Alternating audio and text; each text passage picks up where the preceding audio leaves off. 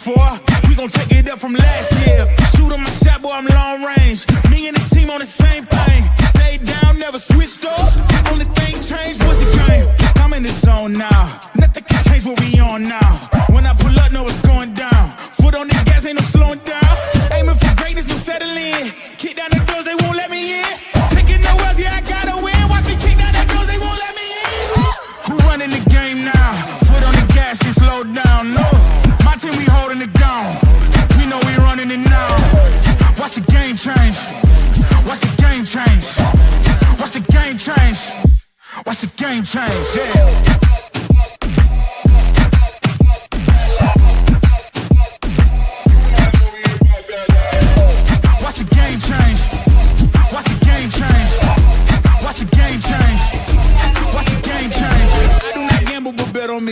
Tell them that's like, yeah, it's still I be. I'm taking a shot for my enemies. I can't waste no more time on my energy. I know they know I got it on lock. Go against me, that's a long shot. Cause I'm counting wins all around the clock. Never doubt me, boy, I don't stop.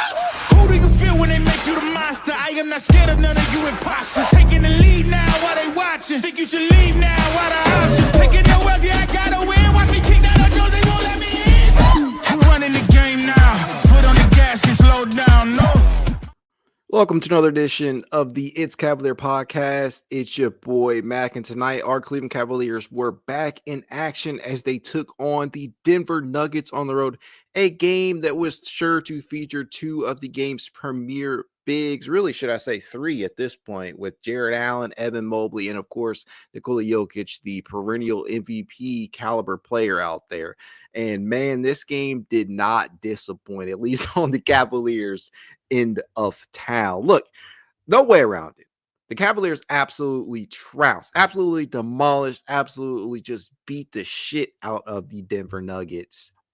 Basically wire to wire tonight. 149 points. If I'm not mistaken, it is the most points scored for the Cavaliers in a road game ever. It's a franchise record. That is some crazy ass shit, man. 4 different Cavaliers scored 20 or more points. The second straight game that they have managed to do that.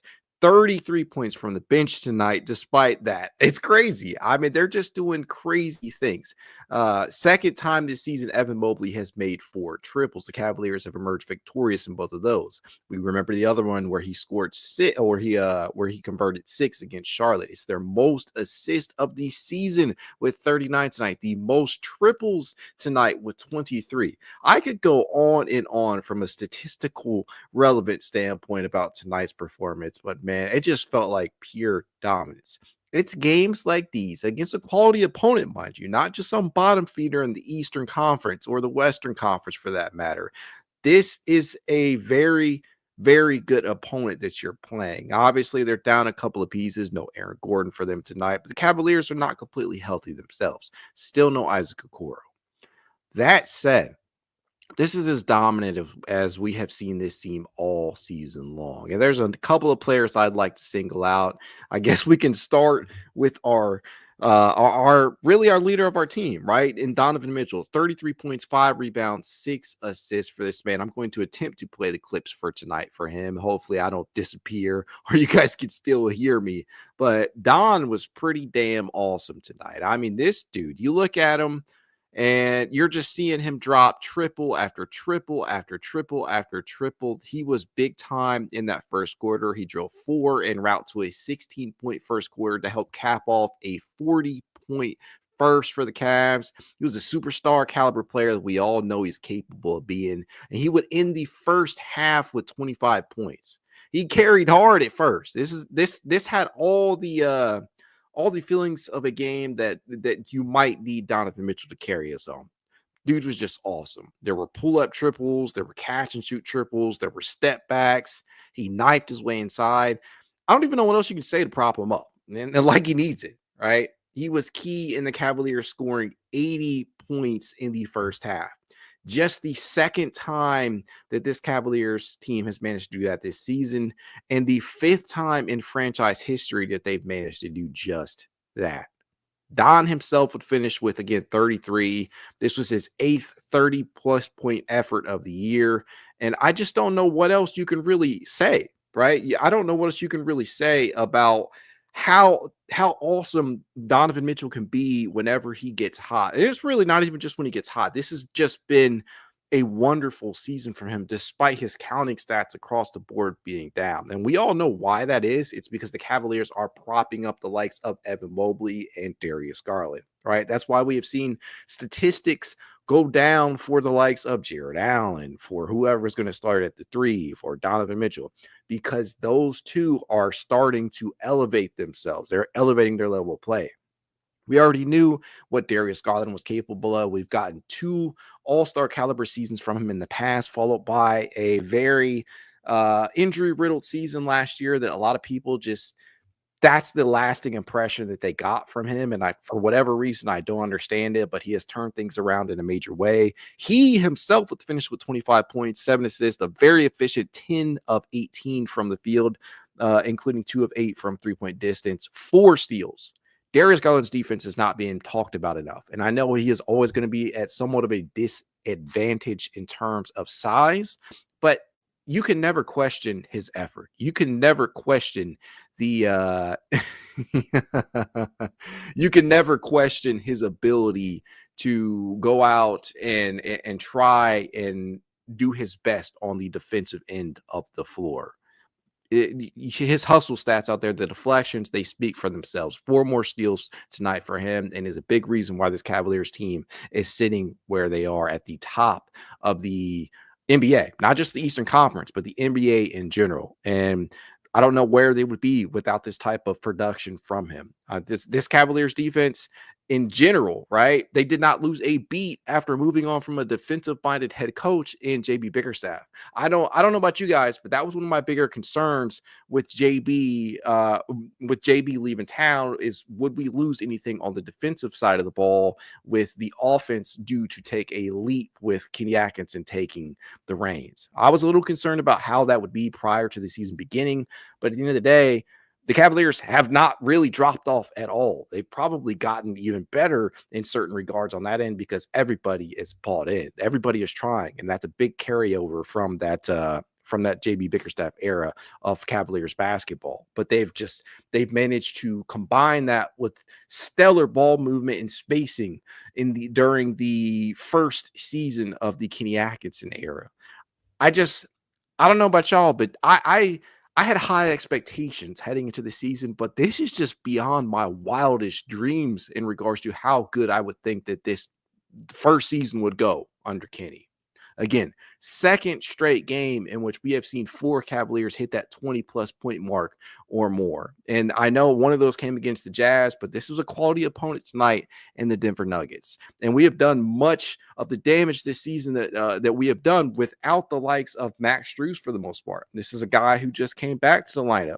In his 24 minutes, 5 points, 4 rebounds, 2 of 5 from the field, including 1 of 4 from 3-point distance. And that 1-3 that he had, that 1 triple that he had, it was on the move. It was beautiful. I mean, you just wait till this guy gets his legs back under him. And I don't know whether or not he's going to return to the starting lineup, because there is definitely a case to be made for the likes of Dean Wade, who we're going to also talk about tonight. There was a case to be made that Dean Wade belongs in that starting lineup moving forward. I'm not gonna mince words when I say that. They have a way of just playing very good basketball, no matter what the statistical output is from Dean Wade. And I know that the plus minus for that 5-man unit for the starting 5, the Dean Wade plus the core 4, it looks really good, right? The eye test makes it look even better out there because of the presence that he can be on the defensive side of the ball. But Dean, even he had a really good game tonight, despite not cracking the 20-point barrier like his other compadres out there. 11 points, 3 rebounds, 4 assists in 26 minutes of action for Dean. And the best part about that, 3 of 4 from 3-point range. Dean is back in a major way.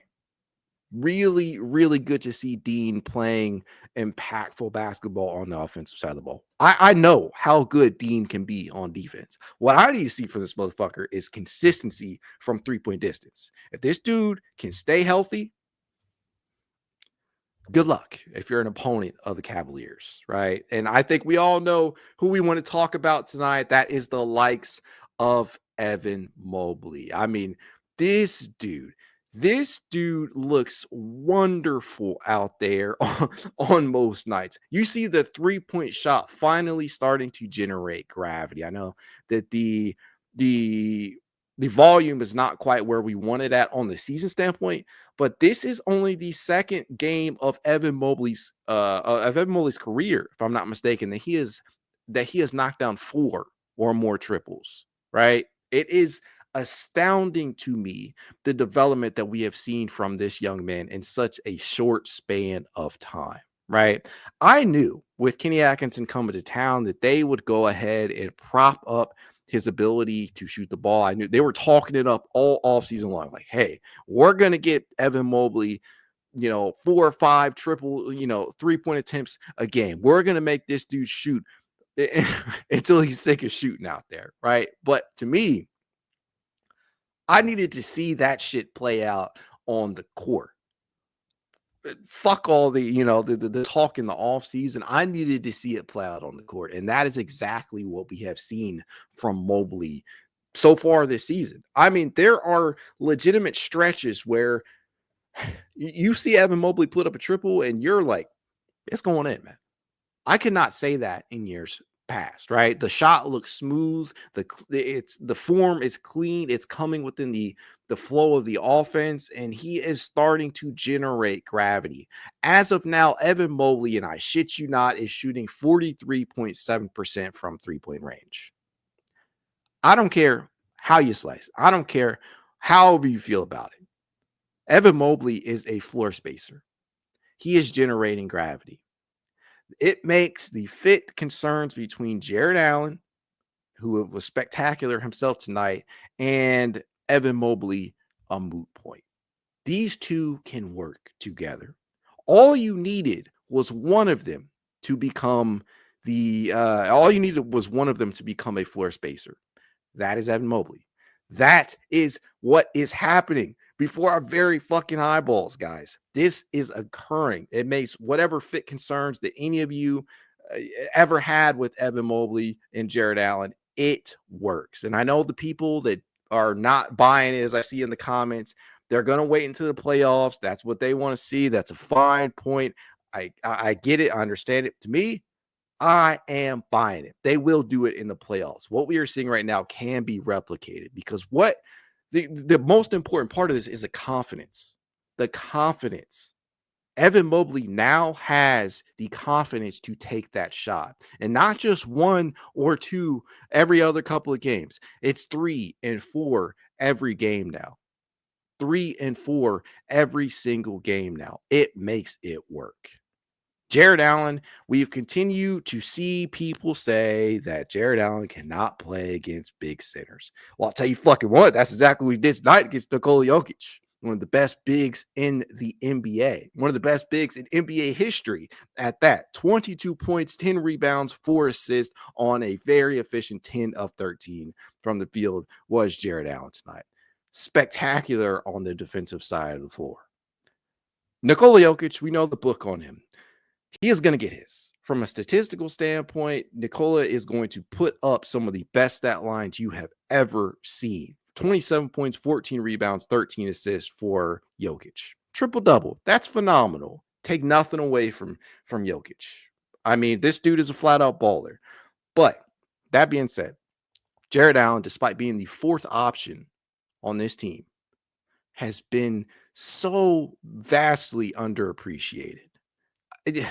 I need people to put some respect on this dude's name. I'm getting tired of the Jarrett Allen slander. I said it all stream long last time out, but man, I need people to put some respect on this dude's name. He had a stellar showing in the playoffs last season in the 4 games that he did manage to appear in against the Orlando Magic, who no doubt have begun to prove themselves despite suffering a multitude of injuries this season with Franz and Mo and Paulo. Those guys are legit. And that playoff series against them, that was the coming out party for them. They've only made me feel better about that 7-game series that we had against them. And Jarrett Allen, just to cap off the point, Jarrett Allen was phenomenal in that series, was second to Anthony Davis in the playoffs in regards to rebounds. This is a point that I continuously see a lot of people shit on Jarrett Allen about. Right? He can't rebound against other elite centers. He can't he can't attack the inside game. Look, whatever gripes you have with him, let them die with the JB era. That's all I'm saying. This is a new era of basketball. We can accomplish anything. Apparently, 149 fucking points on the road in Denver. I mean, damn. Like, what more do you people need to see? It's crazy. And I get it. We're not even at the All-Star break yet. And by the way, the Cavaliers, if they do not send at least 3 players from this team to the All-Star game, it's a fucking travesty, right? They really should send 4. The wins, the wins and the stats that we are seeing from these individuals on a nightly basis, it should be enough to get them in, right? We know that Donovan's going to go. We're hoping that Darius and Evan go. Jarrett Allen is probably a we're hoping, right? We really have to pray about that one, but they all deserve to be there. They all really, truly deserve to be there. And Kenny Atkinson to be the coach. Can you imagine that? Getting all these guys in there and Kenny Atkinson being the coach at the All-Star game. I think that would be phenomenal. Hell of a way to kick off a new era. And I think that much like many of you believe, I think we're probably only going to send maybe 2. I think 3 is certainly possible. 4 would just be phenomenal. I don't know, but tonight's game against Denver just showcased a litany of things that I think can be replicated in the postseason setting. Like I said, Evan Mobley's confidence to pull up from beyond the arc, and we saw him take a mid-range pull-up today, a couple of them actually, if I'm not mistaken. That is something that's been very underrated. Hasn't gone to it as much since his rookie season, but seeing him have the confidence to pull up from mid-range, that is something that I'd like to see him do more of. The ability to drive inside, it's been something that has been well documented this season for Evan Mobley. I think I posted the stats for him earlier on drives among centers. And yes, for all you people out there that believe Evan Mobley is a power forward, Evan Mobley has actually split his time down the middle at power forward and center, even split per cleaning the glass, 50-50. So I classify him as a center because we do see him spend a considerable amount of minutes there. And so for Evan, if I'm not mistaken, he entered tonight 5th in the NBA in terms of field goal percentage off of drives. I'm trying to double check it here, but he's just been phenomenal in that regard. Here it is right here. Let's see here. I had it and I lost it. Fuck it. I know he's up there. He's up there. I posted it earlier and I'm gonna have to find it, but he's right up there in terms of drives to the rim and field goal percentage. And if he continues to do that, continues to slash, I think he can only add more and more wrinkles to his game. It's outside of just strictly that 3-point shot, because people were clamoring for him to add a go-to move in the post, or whether that be some up and under moves. I don't know. There was a lot of things that people were clamoring for Mobley to add to his game outside of that 3-point shot this past offseason. And he has basically done all of it, right? And confidence, I think, is probably the biggest factor here. I think the confidence that Kenny Atkinson and his teammates have instilled in him in becoming the Cavaliers' best player or second best player on most nights, it's done wonders for him. And one of the biggest things down here that I see a lot of people pointing out, which is unequivocally 100% true, is the fact that the Cavaliers, their minute totals are down, right? Their minutes leader tonight was Darius Garland with just 32 minutes. Picture, I mean, the Cavaliers scored 149 points, and their starting 5 all were under 33 minutes. Darius with 32, Evan with 31, Jarrett with 31, Donovan, probably most important, with 30, Dean Wade with 26. Dean Wade staying healthy, right? Dean Wade staying healthy, to me, that is very, very key too, because his ability to defend those bigger wings out there, his ability to space the floor out of the 3 in ways that we have not seen we haven't seen from the likes of Isaac Okoro in a playoff setting, because prior to the injury, Isaac had been experiencing a career season this year too, out in the wings. But Dean's ability to defend bigger wings out there and his ability to space the floor, that could be very, very important in a postseason setting. So keeping him healthy is of the utmost importance. Hopefully that continues to be the case.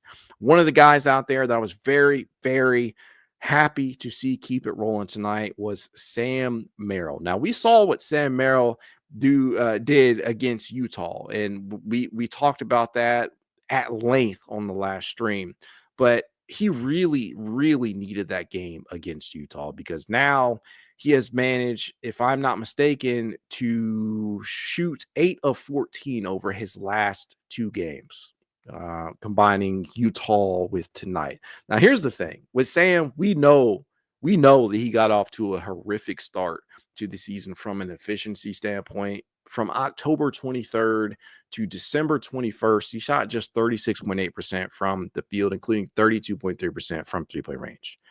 But again, over his last 2 games now, he has managed to shoot 8 of 14 from three-point distance. We know how impactful the gravity that he brings to the table can be.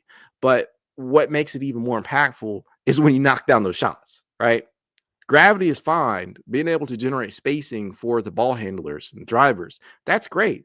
It really is. But being able to knock down that shot is 100 times more impactful, in my opinion, right?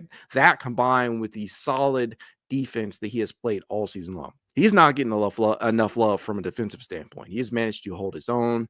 We know what he can do from a gravitational standpoint on offense. But defensively, he has actually been one of the best Cavaliers out there in terms of